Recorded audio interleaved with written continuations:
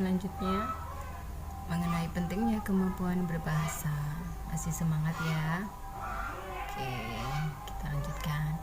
Nah, salah satu kemampuan dasar yang harus dimiliki anak agar sukses bersekolah ataupun sukses dalam kehidupan yang kelak adalah kemampuan berbahasa. Iya. Nah, kemampuan berbahasa ini adalah kemampuan berbicara dan memahami apa yang disampaikan oleh lawan bicara yang mencakup simbol, gambar maupun ekspresi. Seperti itu. Terus, melalui bahasa anak dapat menyampaikan pendapat kepada orang dan lingkungan sekitarnya, juga menerima pelajaran dengan baik. Ya, kira-kira selama ini Ibu di rumah bagaimana kondisi anak? Apakah sudah pernah anak panjenengan berusaha menyampaikan pendapatnya? Apa pernah Ibu? Mungkin Bu Priyati? Pernah ya? Contohnya seperti apa Ibu?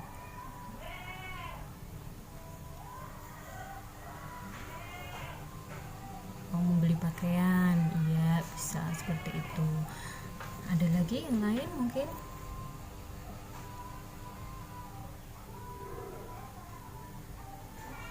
Sudah ya?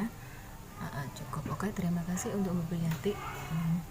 Kita lanjutkan untuk selanjutnya yaitu, bagaimana cara meningkatkan kemampuan bahasa anak? Caranya antara lain adalah dengan sering berbicara kepada anak dan memberikan kesempatan pada anak untuk berbicara. Nah, kira-kira ini panjenengan saat di rumah sudah belum mempraktekkan ini? Sudah sering mengajak berbicara kepada anak apa belum? Gimana Ibu? Ibu Dwi? Nggak bisa karena kerja, seperti alasannya kerja ya. Sebenarnya bisa Bu meluangkan waktu. Kita luangkan ya, kita usahakan waktunya panjenengan, diusahakan untuk anak panjenengan. Karena apa? Kita bekerja juga untuk mereka. Nah, peningkatan kemampuan berbahasa anak ini adalah tugas kita sebagai orang tua, bagaimana bisa mengembangkan anak, kemampuannya bagaimana. Walaupun 10 menit, 5 menit kita usahakan Bu.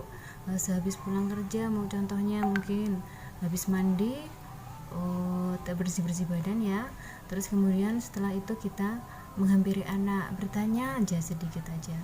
Mungkin bertanya kegiatan sehari-hari yang dia lakukan selama panjenengan tinggal bekerja. Ya. Contohnya mungkin dia akan bercerita dengan dia tadi bermain apa, dengan siapa, atau mungkin pada saat dia pulang sekolah, di sekolah bertemu dengan siapa, seperti itu. Oke. Karena apa ya? Sedikit waktu yang kita berikan kepada anak, meskipun itu hanya bertanya tentang apa dia sudah makan, apa dia bermain dengan siapa, itu sudah bisa mengekspresikan bentuk kasih sayang kita kepada mereka Bu. Dan juga bisa meningkatkan kemampuan berbahasa anak, bisa memotivasi, memancing anak untuk bisa mengeluarkan pendapatnya terhadap pertanyaan kita. Ya, contohnya tadi kita tanya anak panjenengan, hari ini kamu makan apa? Seperti itu. Mungkin karena kita kondisi tidak di rumah ya Bu, bisa ditanyakan seperti itu. Nah, dia akan bercerita, aku tadi makan sama ayam goreng Bu. Atau yang diberikan sama nenek, seperti itu ya. Itu bisa seperti itu. Mungkin juga terkait dengan bermain. Jadi kamu main apa Nak? Aku tadi main petak umpet dengan teman, misalnya temannya Tony atau siapa, seperti itu. Nah, kita tunjukkan kita antusias terhadap apa yang diceritakan anak, dan itu membuat anak akan senang bercerita kepada kita, merasa nyaman ya kita tanya, dan dia akan membiasakan diri untuk bercerita kepada kita gitu ya.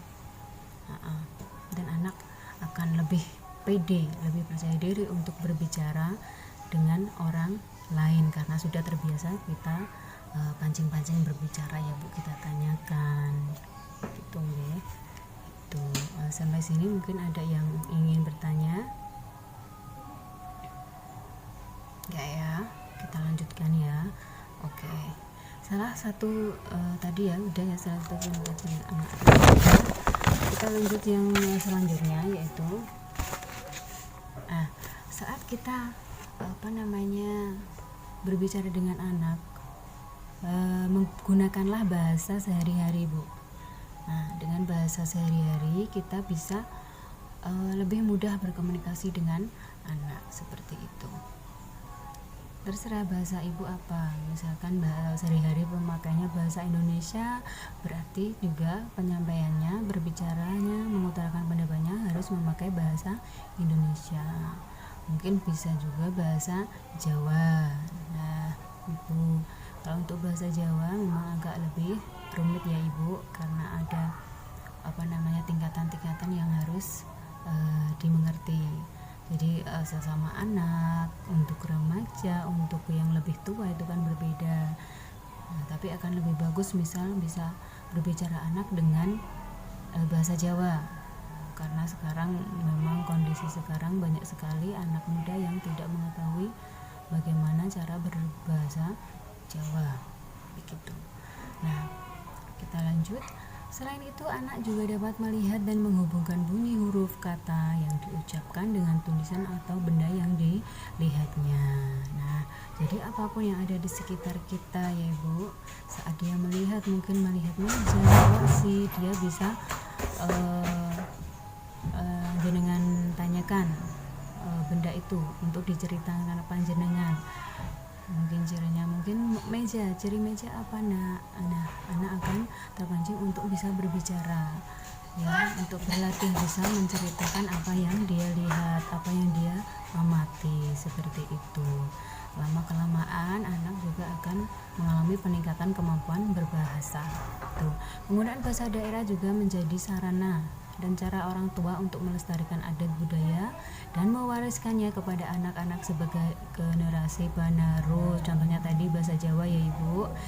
Kalau tidak kita yang mengajarkan, siapa lagi, seperti itu. Kira-kira ibu-ibu ini siap nggak untuk berbicara kepada anak?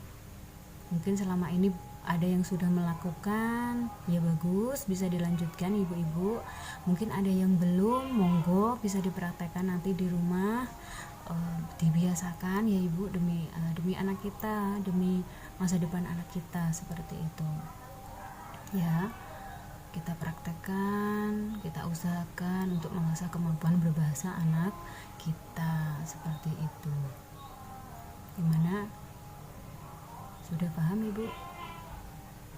Oke, berarti jelas ya. Nanti ke depan dan mungkin nanti setelah pulang ke rumah panjenengan siap untuk mempraktekkan langsung ke rumah ya.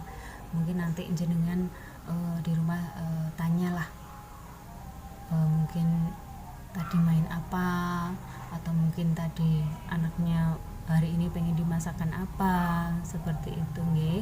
Nanti coba dikomunikasikan dengan suami juga, suami mengajak berbicara anak, seperti itu nggih Ibu. Jadi nanti ada saling membantu biar untuk menumbuhkan rasa percaya diri anak agar lebih mampu untuk berbicara, mengucapkan perkataan, lebih mudah berbicara, mengutarakan pendapat, begitu nggih. Iya. Oke, kemudian kita bisa lanjutkan ke langkah selanjutnya. Terima kasih.